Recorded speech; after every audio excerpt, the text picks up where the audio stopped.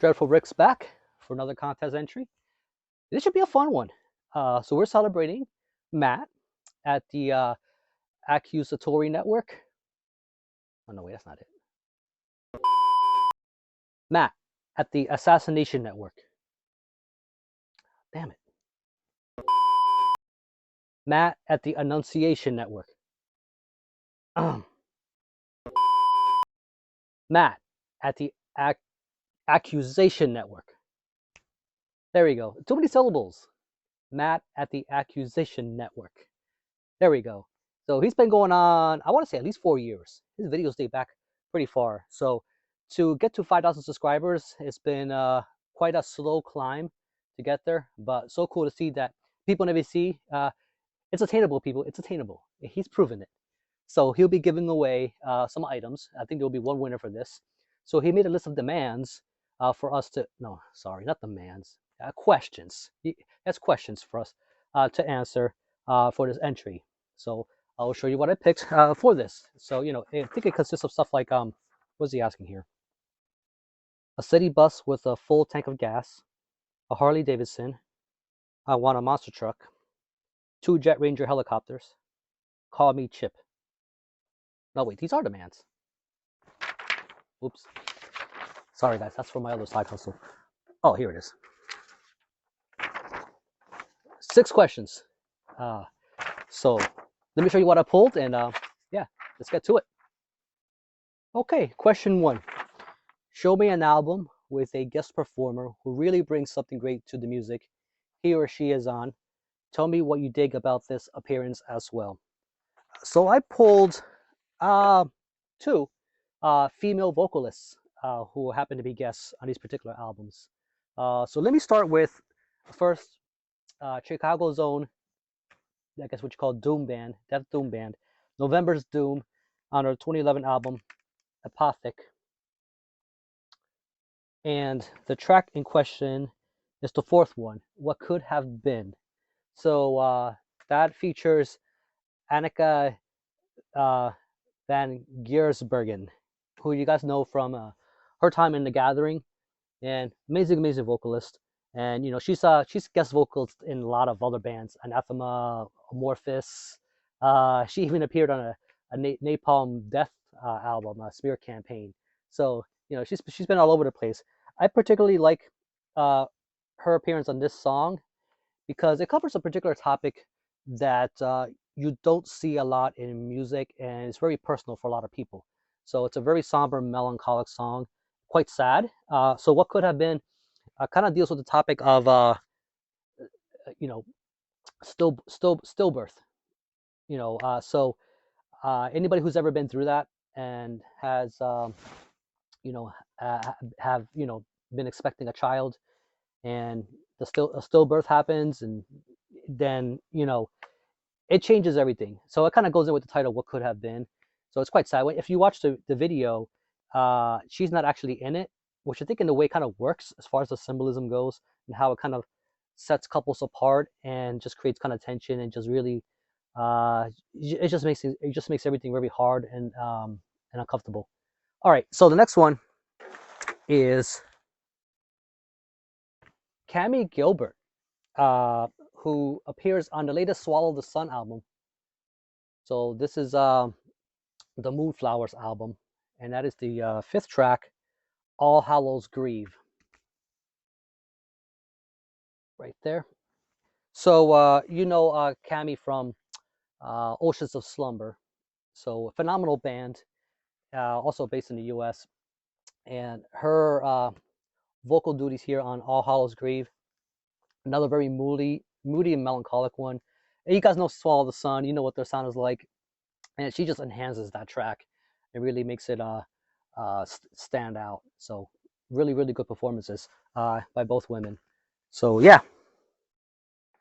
Question 2. Show me an album from a band's discography where a member is only on that release and then quits or dies or is fired. If you can come up with 2 or 3 or even more one and done members from that same record, even better. So yeah, I pulled a couple. Why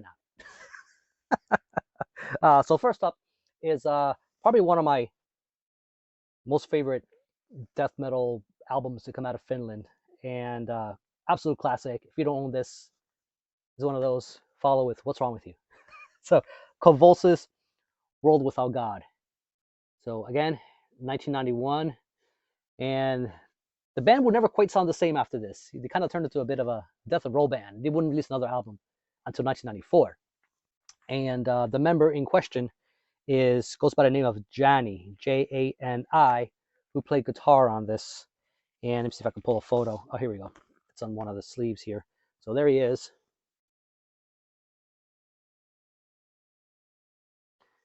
So he actually left the band right after this release in 1991. Not sure why. He was on the demos, but he ended up passing away the following year in 1992.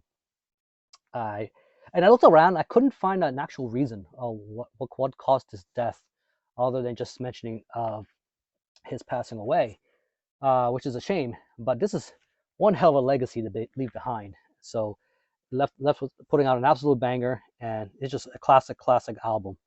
Yeah, there he is, and again in the back here. So rest in peace, Jani. Thank you for your contribution for one of the most evil records ever. And next we have, which is not really metal, but it's still quite heavy. It's still quite cool and very good record.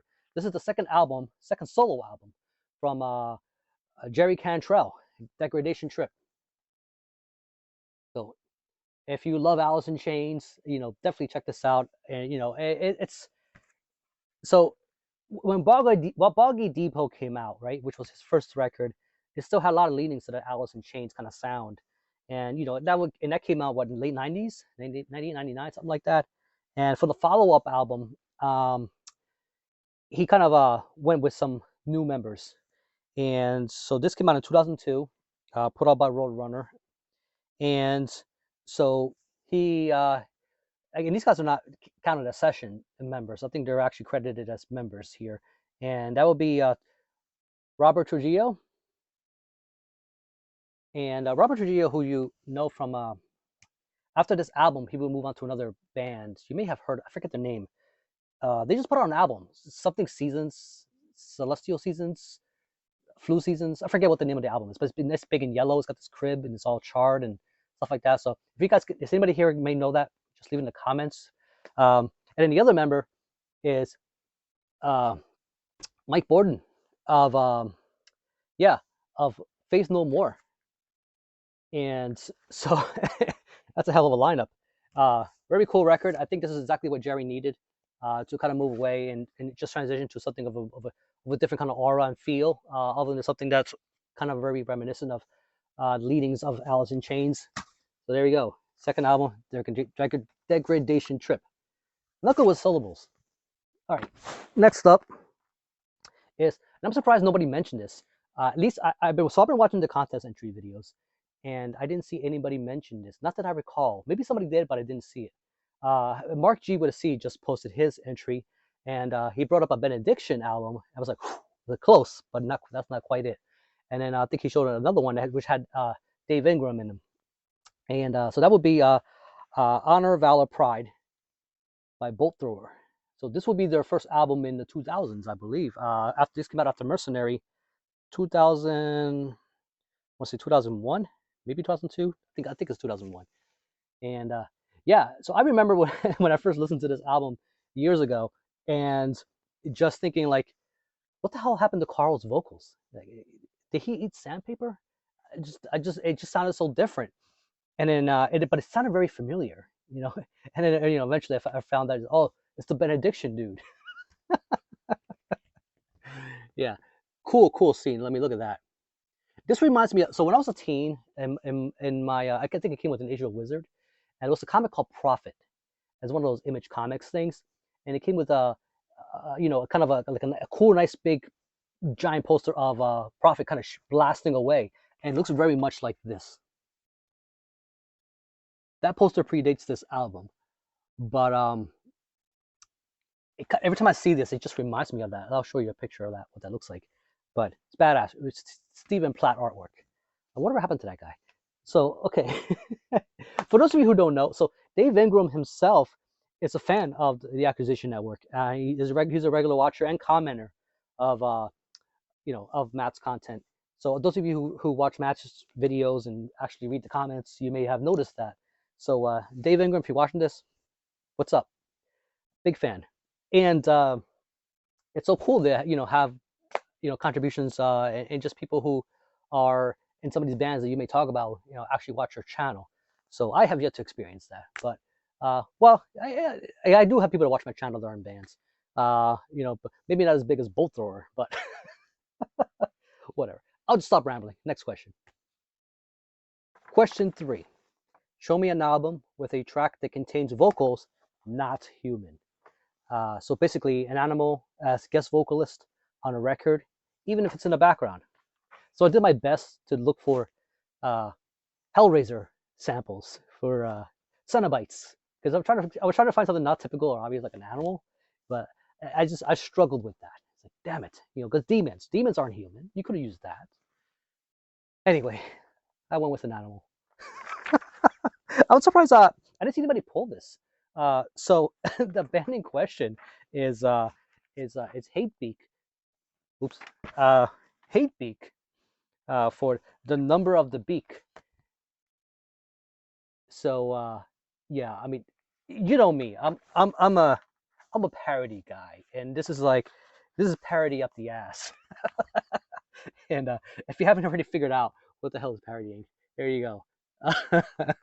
So yeah, I think this is like some little priest guy or whatever down here, instead of because I know the original one had like the Killer's Eddie in the bottom there, and then in the back.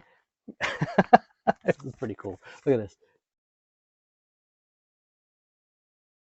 So I hate Beak, and they get their name from the from Hate Breed.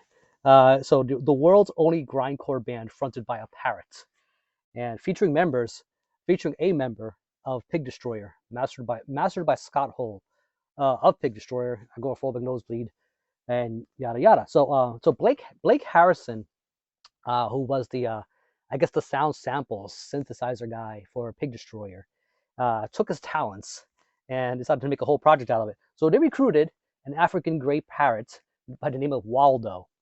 That damn bird's 32 years old, by the way. So I didn't know they lived that long. So there we go. Hatebeak. And it's exactly what you would expect. It's basically a bunch of samples of a parrot squawking, oh, and doing all these kind of crazy things. It's quite disturbing, actually. But this is something. It's a perfect thing to put on if somebody comes over, you want them to go away, and you just want to, but you want to kind of do it kind of in a passive kind of way. You just kind of just play that thing in the background. It would just drive them nuts. But it's fun. The names on this is ridiculous. So like right here, if you look at the track listing, it starts with Birdsum, Molt Thrower, Roost in Peace, Seven Purchase, Pecking Crew, His Gray Wings Live, okay, Beak of Putrefaction, God of Empty Nest, Seeds of Destruction, Bird Bites Dog Cries, Pharaoh Parrot, Hell Bent for Feathers, The Thing That Should Not Beak. So just for that alone is worth picking up. This is their only full length, this should not be hard to get. I mean, and so that cover should just grab your attention. So there you go. There's your again, a band fronted by a parrot. There you go. Question 4.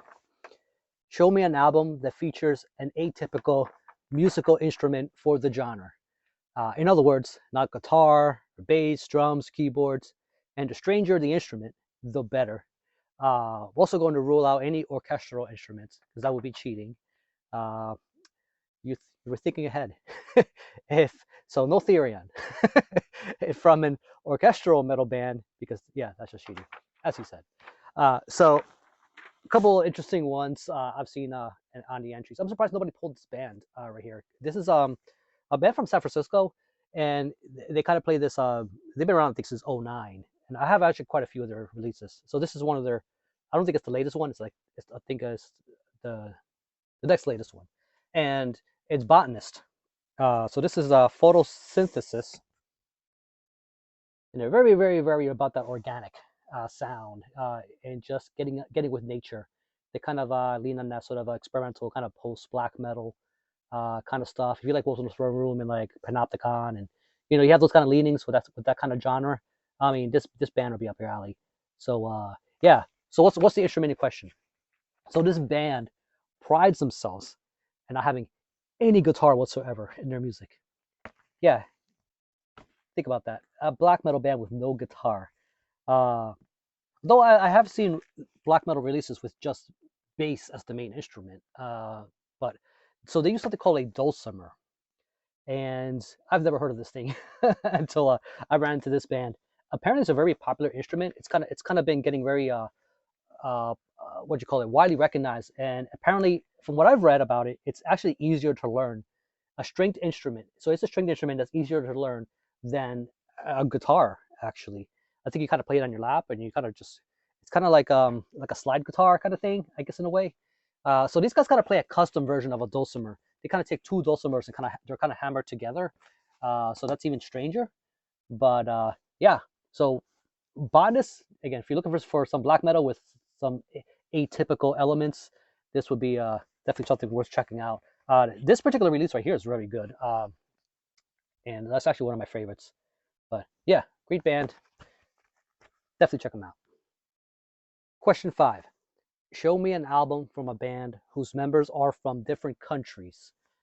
And what is referred to as an international band. Maybe not a different nation for every member, but let's say at least 2 countries per band. But shoot for more than 2 if you can. So this is actually a release I really enjoyed last year, and like nobody talked about it. So it's put out by Ripple Music, and so if you know Ripple Music, they kind of lean on that sort of sludge stoner kind of stuff with their roster of bands that they carry on that label. This band is actually not very typical in their sound for the kind of thing that Ripple would have, so I was very surprised to see it. They do have some elements of maybe a little bit of stoner and sludge in there, but they're more oriented on doom. So what am I talking about here? Aptera, Aptera, and this is their debut album. You Can't Bury What Still Burns, and it looks like it's some kind of burning witch or something in the cover. I'm not quite sure. So it's an all-female band, and here's the back. Pretty cool. And yeah, so quite dark, heavily on. It has a very classic doomy kind of sound. I love the vocals. I love everything about this. It's great. Maybe at first it might be a little jarring when you first kind of trying to get your ears to adjust to it, but once you settle in, this is the good stuff. So the members, these 4 women right here, I can't tell you what particular country what member is from, but it consists of members from Brazil, one from Belgium, another one from Italy, and another one from the US. Somehow they were able to make it work, get together, and thank the internet, and just the way communication can work nowadays. You can put something like this together and not actually meet in person, not meet face. They may have met face to face. I'm not sure, but you can still make it happen, not meet face to face. There are many other projects and bands and people who figuratively get together and and put together releases. So yeah, Aptera, Aptera, definitely check it out. Really good stuff. And again, I think they deserve more recognition. Last question, number 6. Show me one of the most unusual albums in your collection. It can be packaging, artwork, vinyl variant, you name it. Definitely have fun with this one. Sure. So I pulled 2 things that I'm sure I have a couple more things I can pull, but this video is going on too long as it is already. So remember this. So we got US, maybe US Belgium. I guess she's just mainly in US. So it goes by Holder, and she's been making some strides here and been very popular. Put out awesome full length. So this right here is her first EP. A lot of you recognize this. A lot of you have shown it a million times in the VC. I'm sure this is nothing special. So Embraced by Darkness Miss, which I think came out in 2019. I think that's when by the time this dropped, she was already kind of started to make headway and a name for herself out there, and for good reason. It's good stuff. So why am I showing this? There's nothing special about that one. So that's what you call a regular edition. So at one point, Gems label actually put out a limited edition version of that. So I have it right here, and it is lathe cut version of that EP. And as you guys know, lathe cuts, they're not vinyl. Again, they're done usually by hand, and they're handled a little differently. But they're a little more special, a little more precious. I don't actually plan on playing this particular copy. It's just kind of a cool little novelty to have. So again, only 50 of these were made, so only 50 of these exist. So I just like the way it was done on this sort of silk screen type of presentation. There's your Gems logo, and so let me go ahead and pull it out so you can see the die cut on the sleeve already there. And it's kind of I gotta be very careful when I handle this. And what's cool about this is that, so here's your lathe cut. It goes all the way around. So it's like the picture was, I guess, pressed. The picture's between the two pieces of plastic here. And here's side B.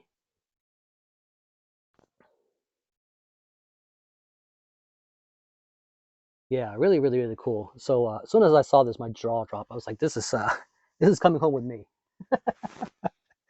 The other item, the other item is a black metal project that's no longer, I guess, active. So it's put together by somebody named Grand, who does keyboards, and Count Vornak. You may have seen some Count Vornak releases. That's his latest project, but had a project called Vegard, Vegard, and it was kind of very, very ambient, kind of a symphonic type of black metal. Kind of has a very elements of the whispery woods, very it's hard to describe the atmosphere on it, but it's good stuff. So I have one of the full lengths, but Count Vornak put out a dungeon synth version of that project, and put out by at the time what's called Death Cult Productions, which now turned into Death Prayer. So this is from the Crypts of the Elders Volume 1. So this is, you talk about the this is something for dorks. I'm that dork. So I went and picked this up right here. So yeah, so this is a tape that's, as you can tell already, it's pretty apparent. It's trying to look like a VHS package there.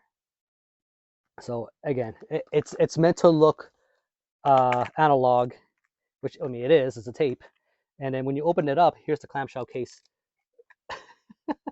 and it includes this sort of a membership card. So this is number 36 out of 100. So I think this is a one-time thing. You're not going to see this being pressed or run ever again. The tape itself is pretty damn cool. It's made to look like a VHS tape right here. So just make sure you all be kind and rewind, all right? Here's the back. Pretty damn cool. So it came with other things too, and just one particular piece I can't find. It's somewhere here, and so but I didn't want to hold up making this video any longer trying to find that damn thing. So basically, it's a poster of Count Vornak, and it's autographed. So maybe I'll just leave like a picture of it, what it's supposed to look like. But it does have another poster. I do have that one. So it's basically of that very cover. Yeah. So raw British dungeon synth. What more do you need to know? Yeah. So really cool, just peculiar item that it's cool to kind of just show off around. But I do enjoy my bit of dungeon synth every now and then when I need a little bit of break from the aggressive, heavy, harsh, and evil and brooding stuff. So there you go. So that's my unusual items. So I hope my answers were met to your satisfaction, because I know, Matt, your standards are very high. I've seen the polish of your videos and professional touches. You know, you tend to run circles around us when it comes to that kind of thing. You must have some kind of magical software to make that work. So anyway, I'll stop embarrassing you any further. But all really good entries. This was fun, and congratulations on 5,000 subscribers. So I'm gonna hold off from saying a whole bunch of things about it because everybody else has already talked to death about how great you are and the kind of content you put out and all that stuff. So really cool. It's been fun. So I'll catch you all later. Definitely keep it dreadful, and yeah.